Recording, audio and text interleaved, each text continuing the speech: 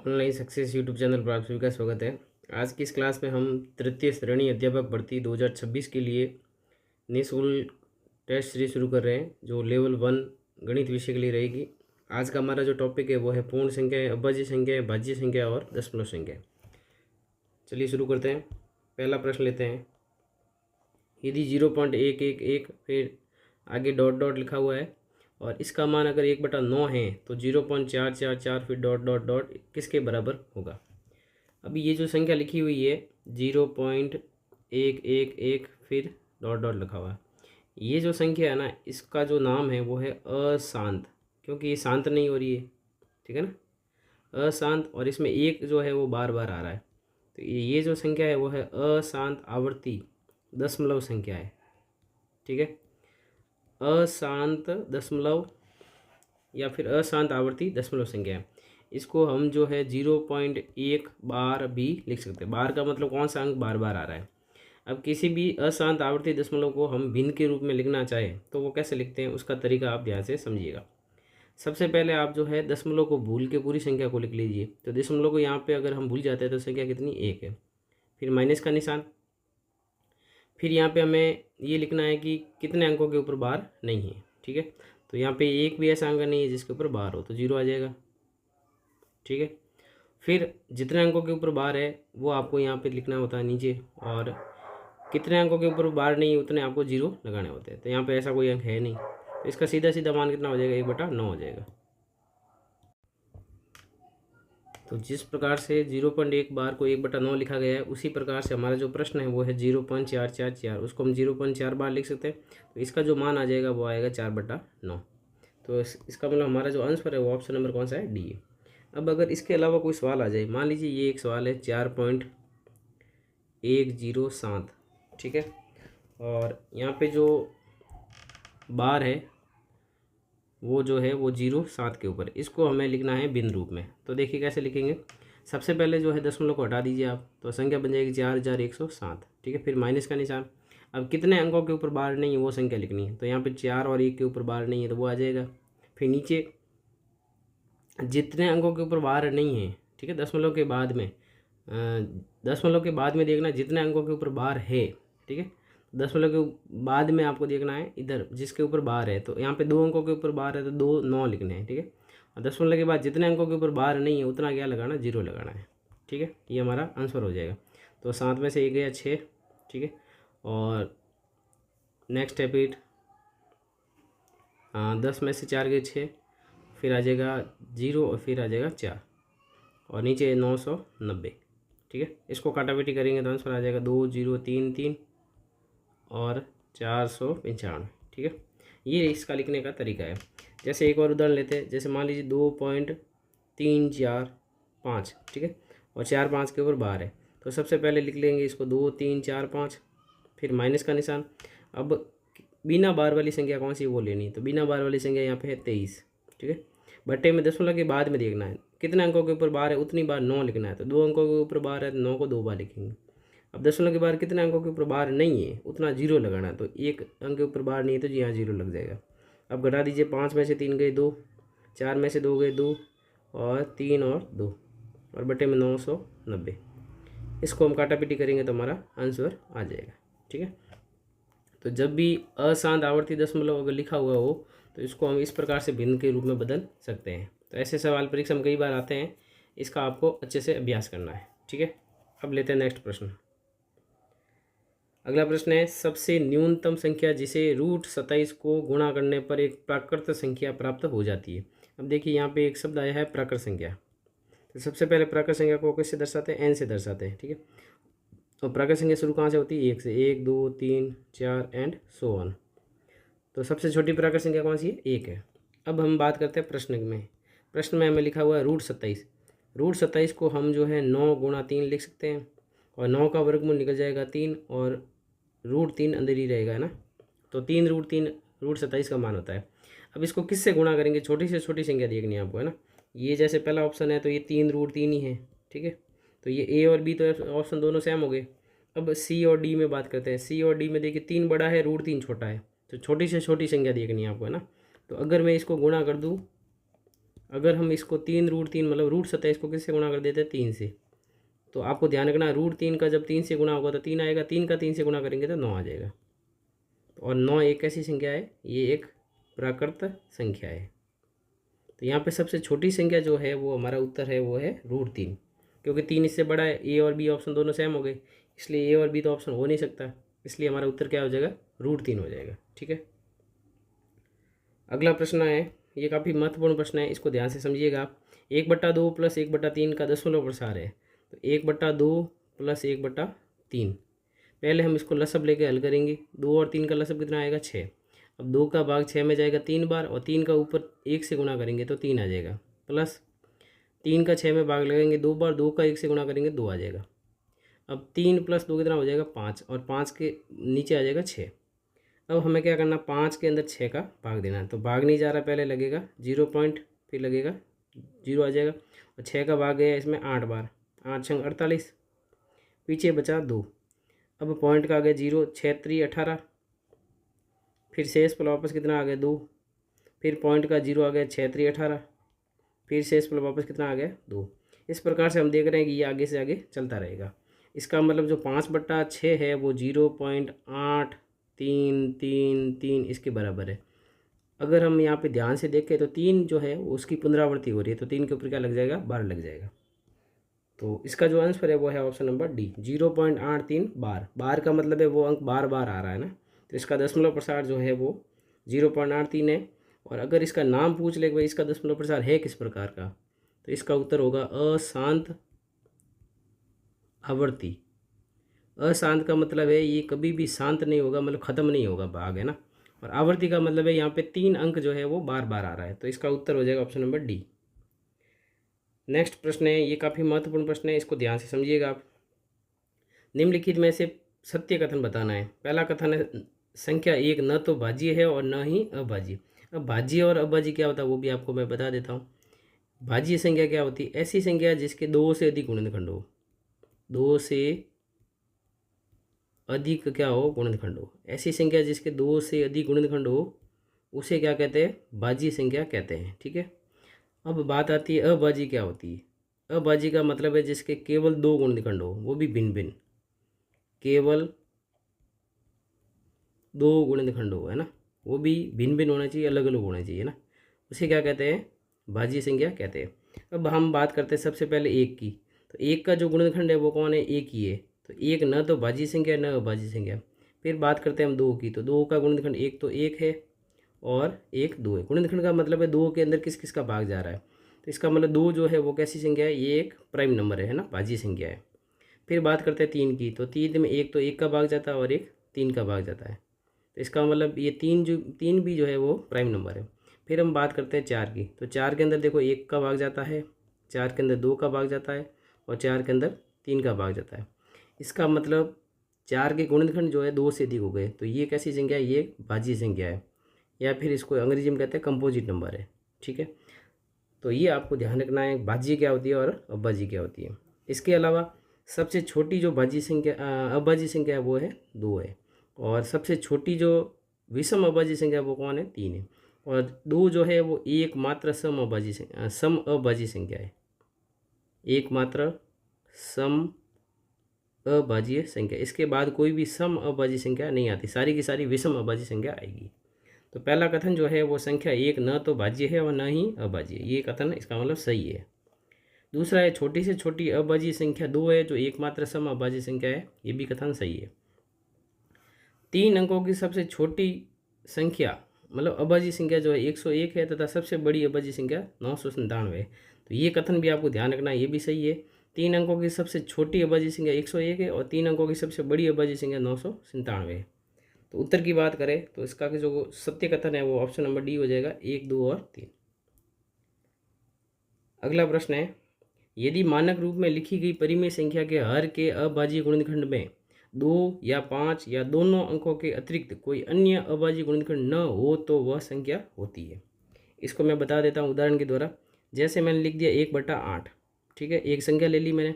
जैसे मैंने ले लिया 2/25 और फिर मैंने ले लिया 7/40, ठीक है, ये मैंने 3 उदाहरण ले लिया आपके सामने और तीनों परिमेय संख्या। अब जैसे 1/8 है ना, तो ये 1/2 की घात 3 है ना। 8 को 2 की घात 3 लिख सकते हैं। 2/25 का मतलब 2/5 की घात 2 है, ठीक है। और 7/40 है, 40 का लिखेंगे हम 2 की घात 3 गुणा 5, क्योंकि 2 की घात 3 का मान 8 होता है। 8 गुणा 5 कितना हो जाएगा? 40 हो जाएगा।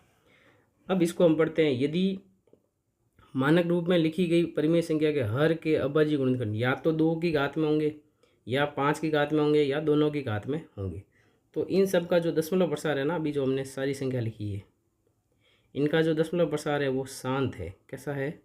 शांत दशमलव है, ठीक है। इसके अलावा अगर कोई संख्या न हो, अगर होगी तो इसका दशमलव प्रसार फिर अशांत आवर्ती हो जाएगा। तो दो और या तो 2 होगा, या 5 होगा, या 2 और 5 दोनों होगा। इनके अलावा कोई भी संख्या नहीं होनी चाहिए। तब दशमलव प्रसार कैसा होगा? इसका शांत दशमलव संख्याएं होगी, ठीक है। ऐसी जो भी संख्या है वो सब कैसी होगी? शांत दशमलव, मतलब इनका भाग जो है वो खत्म हो जाएगा। जैसे मैं एक करके बता देता हूँ आपको। जैसे 1/8 का उदाहरण लेते हैं, तो 1 के अंदर 8 का भाग देते हैं। भाग नहीं जा रहा है, सबसे पहले 0 पॉइंट लगेगा, फिर यहाँ 0 आएगा।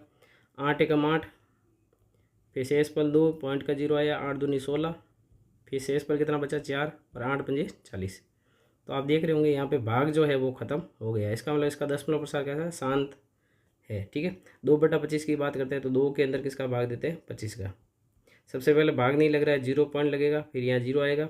अब 25 का भाग 20 में नहीं लग रहा है, तो पहले 0 लगेगा, फिर यहाँ 0 आएगा। 25 का भाग जाएगा इसमें 8 बार। 25 8 200 होता है। तो देखिए भाग खत्म हो गया, तो 0.08 हो गया, ठीक है। इसी प्रकार से 7/40 का करेंगे तो भी भाग खत्म हो जाएगा। तो आपको ध्यान रखना है, हर जो है वो 2 की घात m गुणा 5 की घात n के रूप में है। अगर m और n जो है वो पूर्ण संख्याएं हैं, तब इसका जो दशमलव प्रसार, अगर हर में अगर ऐसा रूप है, तो दशमलव प्रसार हमेशा कैसा होगा? शांत दशमलव होगा, ठीक है। ये चीज़ें आपको ध्यान रखनी है। अगला प्रश्न है, 6 अंकों की सबसे छोटी संख्या ज्ञात करो जो 201 से पूर्ण भाज्य हो। ऐसी संख्या ऑप्शन में देखनी है हमें जो सबसे छोटी संख्या होनी चाहिए 6 अंकों की। ये सारे के सारे ऑप्शन 6 अंकों के। अब इसमें सबसे छोटी देखते हैं अपन। तो सबसे छोटी यहाँ पे है 1,89,000, और फिर 1,098, 1,98,000 है। तो इसमें से अपन को भाग लगा के देखना पड़ेगा ना। तो सबसे पहले अपन 1,98,000 में भाग लगा के देखते हैं, है ना। 89 भी हो सकता है, 98 में लगा देते, क्योंकि ऑप्शन में पहले बी ऑप्शन है। अब इसमें भाग इसका देना 201 का, ठीक है। अब 201 का भाग देंगे तो पहले जाएगा 9 बार। कितनी बार जाएगा? 9 बार। 9 बार ट्राई करते पहले, इसमें जा रहा है कि नहीं जा रहा। तो सबसे पहले 10 बार तो ज़्यादा हो जाएगा, 9 बार भी नहीं जाएगा, ये 5 बार ज़्यादा हो जाएगा। 4 बार देते हैं, तो 201 का 4 से गुणा करते हैं। तो 4 एकम 4, 0 का 0, 4 दूनी 8, तो भाग गया 4 बार। तो यहाँ आ गया 804। शेष पल 10 में से 4 गए 6, और फिर यहाँ बचा 9, और यहाँ बचा 9 में से 8 गए 196 बचा, ठीक है। फिर आएगा 9 नीचे। अब 201 का इसमें 2 का भाग 9 बार जा सकता है, 9 बार देते हैं अपन। तो 201 में 9 से गुणा करके देख लेते हैं। तो 9 एकम 9, 0 का 0, 9 दूनी 18, ठीक है। 10 बार तो ज़्यादा हो जाएगा, भाग जाएगा 9 बार। 9 बार भाग गया, कितना आ गया? 1809 आ गया। शेष पल 9 में से 9 गया 0, फिर 6 का 6, 9 में से 8 गया 1, फिर आ गया 8 नीचे, ठीक है। अब 201 में इसका भाग जाएगा 8 बार। गुणा करके देख लेते हैं। 8 एकम 8, 0 का 0, 8 दूनी 16, तो भाग कितनी बार गया? 8 बार। तो इसका मतलब 1608 आ गया, ठीक है। तो इसका सही उत्तर हो गया ऑप्शन नंबर बी, ठीक है। इसका कोई तरीका नहीं है, आपको छोटी से छोटी संख्या देखनी है और भाग लगा के देखना पड़ेगा। अगला प्रश्न है, 100 के निकटतम अभाज्य संख्या है। देखिए ये हमारे पास में जो है संख्या लिखी हुई है 100, ठीक है। अब 100 से हम आगे बढ़ते हैं तो 101 आता है, ठीक है। फिर 102, फिर 102 भी आएगा, फिर 103 भी आएगा, ठीक है। पीछे बढ़ते हैं तो 99, ठीक है।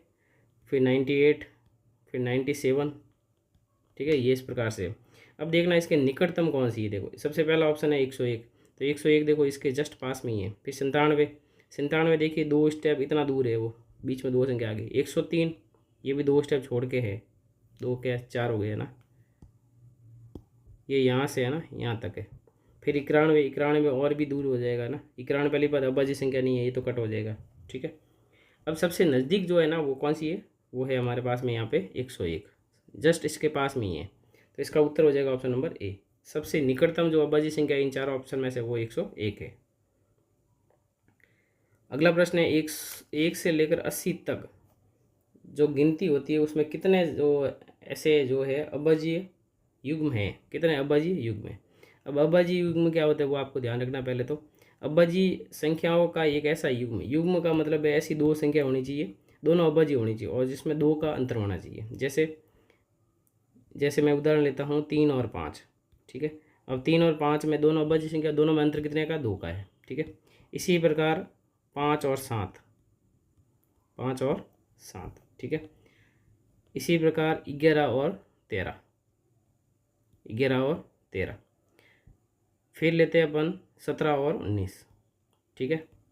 और फिर इसमें आता है अपने 29 और 31। पहली बात दोनों अभाज्य होना चाहिए, ये भी ध्यान रखना आपको ना। फिर 41 और 43। इसके बाद आता है 59 और 61। और इसके बाद आएगा 71 और 73, ठीक है। तो 1 से लेकर जो 100 तक होते हैं ना वो 8 युग्म होते हैं, और 80 तक भी वैसे 8 ही होंगे क्योंकि 73 ही है हाईएस्ट। तो अगर यही प्रश्न 1 से 100 तक पूछा होता तो भी कितने युग्म आते हैं, 8 युग्म आते हैं। तो इसका सही उत्तर है ऑप्शन नंबर बी। तो अभाज्य युग्म क्या होते हैं, इनको ट्विन प्राइम नंबर बोलते हैं ना, इंग्लिश में क्या बोलते हैं, ट्विन प्राइम नंबर। ट्विन का मतलब है जोड़ा, प्राइम नंबर होना चाहिए जिसमें 2 का डिफरेंस होना चाहिए ना, अंतर कितने का होना चाहिए, 2 का। तो इन सब में 2 का अंतर है और ये सभी क्या है, अभाज्य संख्याएं हैं, ठीक है। आगे बढ़ते हैं। निम्नलिखित में से कौन सा युग्म सह अभाज्य संख्या है। सहअभाज्य संख्या क्या होती है आपको ध्यान रखना है, ऐसी दो संख्या जिसका जो एचसीएफ है वो 1 हो। सहअभाज्य संख्या का मतलब है दोनों अभाज्य होना जरूरी नहीं है ना, दो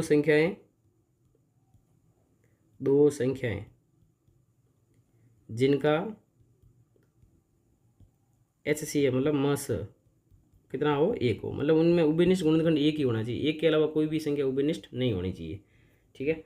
अगर ऐसे संख्या की आपको पहचान करनी है तो सीधा सीधा देख लो, उसमें कुछ कॉमन तो नहीं आ रहा है, वो आपका आंसर हो जाएगा ना, फिर वो सहअभाज्य संख्या नहीं होगी। जैसे 8 और 10, तो देखिए 8 में 2 का भी भाग जा रहा है और 10 में भी 2 का भाग जा रहा है ना, इसका मतलब ये सहअभाज्य नहीं है। 5 और 25, इसमें 5 में 5 का भाग जा रहा है, 25 में भी 5 का भाग जा रहा है, तो 5 इसका क्या हो गया, उभयनिष्ठ गुणनखंड हो गया, तो ये भी ऑप्शन नहीं है। 3 और 15, 3 में 3 का भाग जा रहा है, 15 में 5 का भाग, 3 का भाग जा रहा है दोनों में, तो ये भी नहीं है। 31 और 33, 31 और 33 में जो है किसी का भी भाग नहीं जाता है, ठीक है। तो यहाँ पे 31 और 33 जो है इनका एचसीएफ कितना, 1 है, इसलिए ये सहअभाज्य संख्या है। सहअभाज्य में हमेशा ध्यान रखना है दोनों का अभाज्य होना जरूरी नहीं है। जैसे यहाँ पे 33 अभाज्य नहीं है परंतु 31 अभाज्य है, तो आपको ये चीज़ें ध्यान रखनी है कि ऐसी दो संख्या जिनका एचसीएफ कितना हो, 1 हो, उसे सहअभाज्य संख्या कहते हैं। अगला प्रश्न है, निम्नलिखित में से कौन सी अभाज्य संख्या नहीं है। इसमें से आपको ये ढूंढना है कौन सी अभाज्य संख्या नहीं है। जैसे पहला ऑप्शन ही हम ट्राई करते हैं, 101, ठीक है, सॉरी 101 नहीं है, 1001 है। तो ये अभाज्य संख्या है या नहीं है, अपन को कैसे चेक करना है, इसमें भाग लगा के देखना है अपन को। सबसे पहले 2 का चेक करते हैं ना, अभाज्य संख्या का मतलब है आपको अभाज्य संख्या का भाग लगा के देखना है। सबसे पहले हम चेक करेंगे 2 का, तो 2 का भाग जाएगा नहीं इसमें क्योंकि इकाई अंक है नहीं, वो 0 2 4 6 8। 3 का चेक करते हैं, अंकों का योग 3 से विभाजित नहीं है, 3 का भी नहीं जा रहा है। फिर 5 का चेक करते हैं, 5 का भी इसमें नहीं जा रहा है क्योंकि इकाई अंक 0 या 5 नहीं। 5 के बाद अभाज्य संख्या आती है 7। अब 7 का भाग लगा के देख लेते हैं।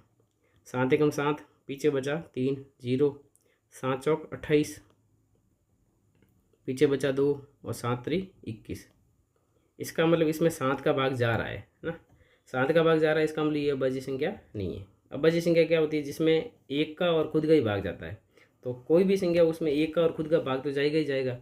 अगर 1001 की बात करें तो इसमें 1 का भाग जाएगा और 1001 का भाग तो जाएगा। इसके अलावा हमें देखना किस संख्या का भाग जा रहा है। जैसे मैंने 7 का लगा के देख लिया, तो 7 का भाग इसमें पूरा पूरा जा रहा है, तो 1001 जो है अभाज्य संख्या नहीं है। बाकी ऑप्शन चेक करने की जरूरत नहीं है, 1301, 1601 और 1901 ये सारी अभाज्य संख्याएं हैं। अगला प्रश्न है, निम्नलिखित में से कौन सा विकल्प भाज्य संख्या नहीं है। भाज्य संख्या नहीं है आपको ये देखना है, ठीक है। भाज्य संख्या का मतलब है जिसमें किसी भी संख्या का मतलब एक तो खुद का जाएगा और एक का जाएगा, है ना। भाज्य संख्या नहीं है मतलब हमें अभाज्य देखनी है। अब जैसे देखिए भाज्य संख्या का मतलब है इसमें एक और खुद के अलावा किसी संख्या का अगर भाग जा रहा है तो वो भाज्य संख्या हो जाएगी। सबसे पहले हम चेक करते हैं 133 को, तो 133 कैसी संख्या वो हम चेक करते हैं। 133 में देखिए सबसे पहले 2 का भाग नहीं जा रहा है, 3 का, 3 3 6, 3 का भी नहीं जा रहा है, 3 के बाद 5 का भी नहीं जा रहा, 7 का चेक करते हैं। तो अगर 7 का भाग लगाए तो 7 एकम 7, ठीक है, पीछे बचा 6 और 7 नम हो जाएगा 63। इसका मतलब ये जो संख्या है वो कैसी है, भाज्य है, क्योंकि इसमें 7 का भाग जा रहा है, ठीक है। तो ये तो हमारा उत्तर है नहीं। फिर हम बात करते हैं 533 की। तो 533 में अगर हम चेक करें, 433 को भी कर सकते हैं, तो 433 में अगर हम चेक करेंगे, ठीक है, ऑप्शन के हिसाब से, तो 433 में हम भाग लगा के देखते हैं। सबसे पहले 2 का भाग जा नहीं रहा है, 3 का भी नहीं जा रहा है, 5 का भी नहीं जा रहा है, 7 का चेक करते हैं। तो 7 का भाग चेक करेंगे, 7 संग 42, पीछे बचा 1 3, 7 का भी नहीं जा रहा है। 7 के बाद हम भाग लगाएंगे, इसमें 7 का नहीं गया, फिर 11 का चेक करेंगे।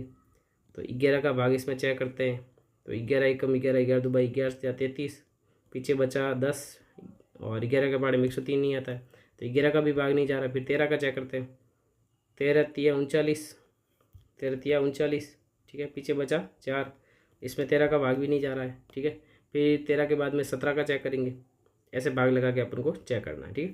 तो इसमें हम अगर इसका विकल्प देखें भाज्य संख्या का, तो भाज्य संख्या इसमें कौन सी 400 भाज्य संख्या कौन सी नहीं है, तो 433 भाज्य संख्या नहीं है, क्योंकि 433 जो है कैसी है, एक अभाज्य संख्या है, इसमें किसी का भी भाग नहीं जाएगा, इसलिए ये कैसी संख्या है, अभाज्य संख्या है, ठीक है। अब बाकी वाली भाज्य की वो भी चेक कर लेते हैं हम। 533, तो इसमें जो अगर हम बात करें तो 13 का भाग इसमें पूरा भरा जाएगा ना। देखिए 13 का भाग लगा के मैं बता देता हूँ, 13 चौक 52, पीछे बचा 1, 13 कम 13, ठीक है। तो इसमें 13 का भाग जा रहा है, इसलिए ये एक भाज्य संख्या है। 833 में अगर हम भाग लगा के देखें तो 13 का भाग इसमें जाता है कि नहीं जाता है, 13 छकड़ी 78, 13 का नहीं जाएगा इसमें, 17 का 1768, चलो 3 3 6 8 14, 3 का भी नहीं जा रहा, 5 का भी नहीं जा रहा, 7 का चेक करते हैं। 833 में किसका भाग लगाते हैं, 7 का, तो 7 एकम 7, पीछे बचा 1, 7 एकम 7, पीछे बचा 6, 7 नम 63, इसका मतलब इसमें 7 का भाग पूरा पूरा जा रहा है, ठीक है। तो ये सारी संख्या जो है वो भाज्य है। एक भाज्य संख्या कौन सी नहीं है, तो वो 433 है, ठीक है। अब भाज्य संख्या मतलब अभाज्य संख्या चेक करने का तरीका क्या है कि 433 जो है ना, उससे अगली वर्ग संख्या देख लो आप, ठीक है। तो अगली वर्ग संख्या देखिए 21 का 441 होता है, तो इसके बाद कौन सी संख्या है, 21 है, 21 का वर्ग है, 21 का वर्ग इसके बाद आएगा 441, ठीक है। तो उससे ये छोटी है, तो 21 से छोटी जितनी भी अभाज्य संख्या सबका भाग लगा के देख लो आप, 2 3 5 7 11, हाँ 17 और 19 तक अगर हम भाग लगाएंगे ना 433 में, तो 19 तक किसी भी अभाज्य संख्या का भाग नहीं जाएगा इसमें, इसलिए ये 433 कैसी संख्या हो जाएगी, अभाज्य हो जाएगी, मतलब भाज्य संख्या नहीं है। अगला प्रश्न है, निम्नलिखित युग्म में कौन सा सहअभाज्य है। सहअभाज्य का मतलब है कि उसमें किसी भी संख्या का भाग नहीं जाना चाहिए, एक और खुद के अलावा, ठीक है। जैसे 156 और 126, तो इन दोनों में दो दो का भाग जा रहा है, तो इसका मतलब ये सहअभाज्य नहीं है। 43 और 23 और 92, तो इन दोनों में 23 का भाग जा रहा है ना, तो ये भी अभाज्य सहअभाज्य नहीं है। 24 और 351, 24 में 3 का भाग जा रहा है, और 5 3 8 1 9, इसमें भी 3 का भाग जा रहा है, तो ये भी सहअभाज्य नहीं है।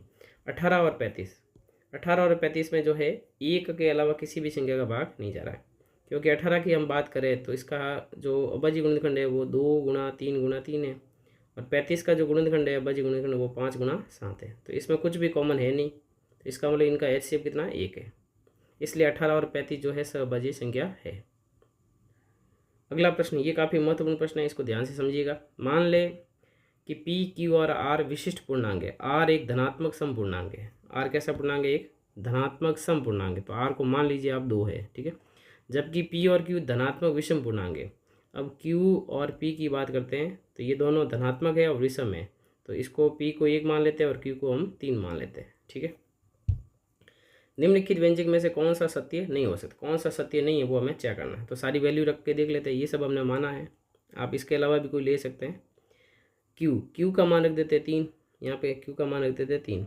P माइनस R, P का मान है 1 माइनस R का मान है 2, अब 3 का 3 और 1 में से 2 जाएगा तो माइनस का 1, और 3 का माइनस 1 से गुणा करेंगे माइनस का 3, और 3 जो है यहाँ पे कैसी संख्या है, विषम संख्या है, इसका मतलब ये कथन जो है वो तो हो सकता है।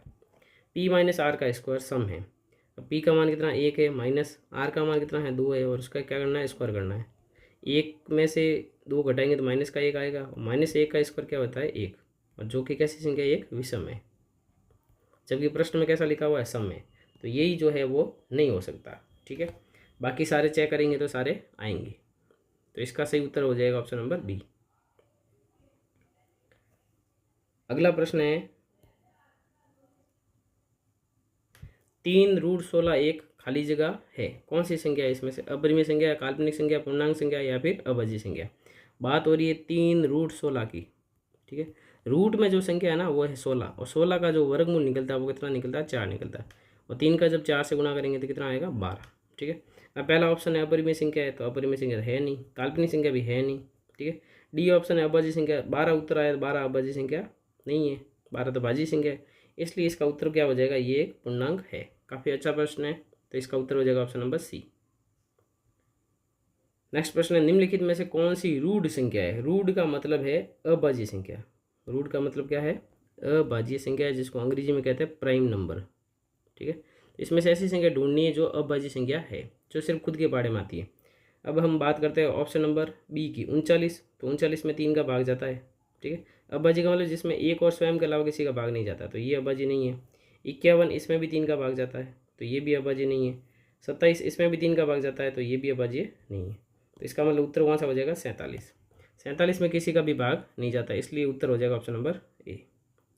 तो ये थे हमारे मोस्ट इंपॉर्टेंट 15 प्रश्न जो हमने इस टॉपिक से लिए। यदि आपको प्रश्न अच्छे लगे हैं और आपको जो भी समझाया गया है समझ में आया है तो वीडियो को लाइक जरूर करें, और चैनल को सब्सक्राइब नहीं करें सब्सक्राइब अवश्य करें। मिलते हैं नेक्स्ट वीडियो में। इस वीडियो में इतना ही, धन्यवाद, थैंक यू, बाय, टाटा।